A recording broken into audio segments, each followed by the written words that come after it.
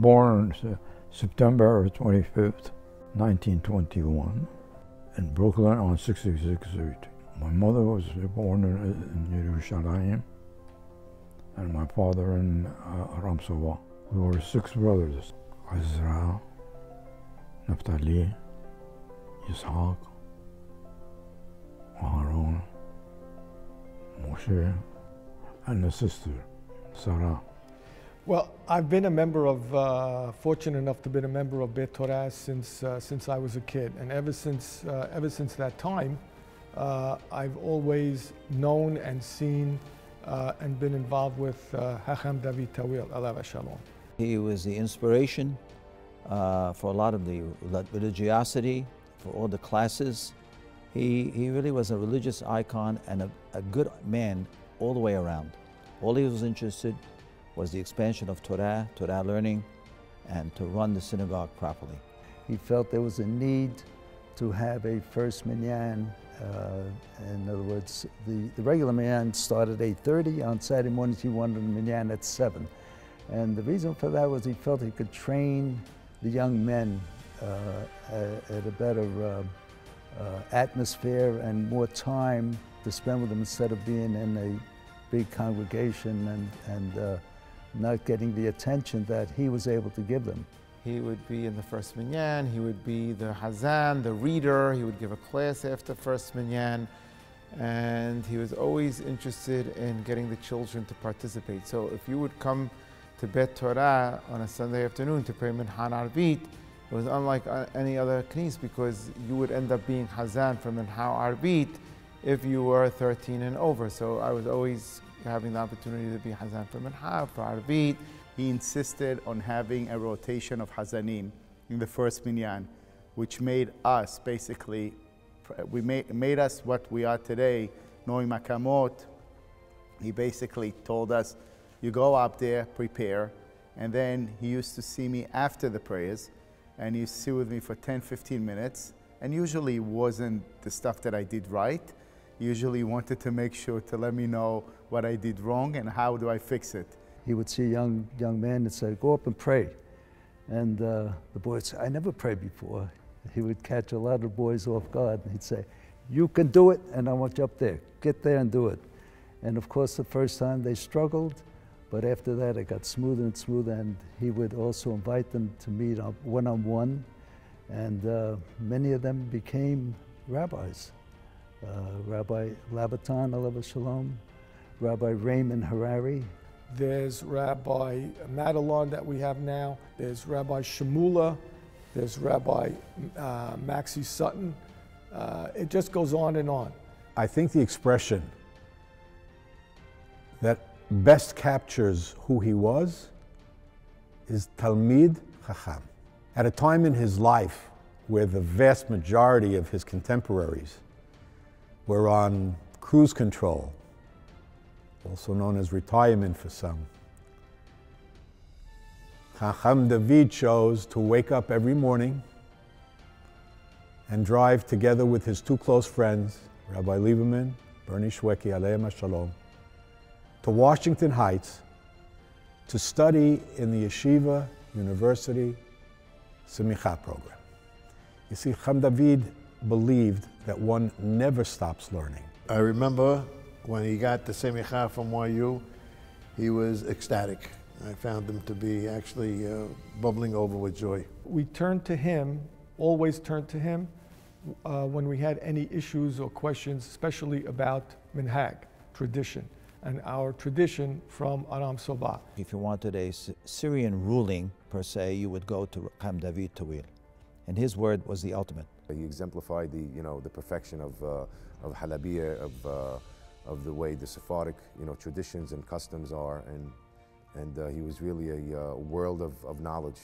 He gave a lot of classes to teach our traditions. So for instance, I sat in a class with him to learn Megillat Esther. I read Megillat Esther because of him. He taught us shofar. He got us all together. He taught us how to blow shofar. He got us together to learn the ta'amim for Tehillim. We sat down on a Saturday night and gave a class in that. So a lot of the things that I know how to do is things because he taught me how to do them. I can honestly say I would not be here today or be the person I am today without Hacham David.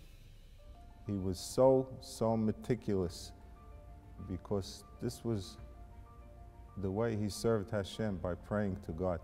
And I remember these orange cards that used to be in his Siddur. One day I happened to peek, and I saw notes. He knew exactly which song and what melody and what notes he was going to sing. Very, very, very well prepared. Regarding the Kol Yaakov Siddur, we were involved with Hacham David as his students, obviously, during that time frame. And it always amazed me that he was so meticulous about every single word, every single dagesh, every single vowel in there, that it was mind-boggling. And what he managed to do, I remember he used to have the Siddur, and he would use color pens. He would make corrections. He didn't stop. When he did something, it was perfection. I do remember him getting involved in the Kol Yaakov Siddur. It was something that he really put his heart to, and it was a diamond. It was a diamond for the community. He would have recordings of our music, of our bakashot, of our pizmonim, and he would come to me and he would just give them to me, like, free of charge, just to listen to them. The legacy was his participation in the holiday prayers, which they had, I don't know, maybe 400 or 500 people down in the social hall. And he was very successful over there. They all liked him. His passion was teaching as best he can.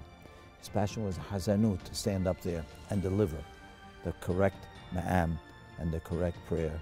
For many years, not only did we learn Makam with Ham David, but he showed us the scale and the notes that would go in that scale of each Makam. Learning with him just gave you a sense of, wow, you know that you accomplished something because you learned something from him. He made sure that he drilled it home, and he really got the point across.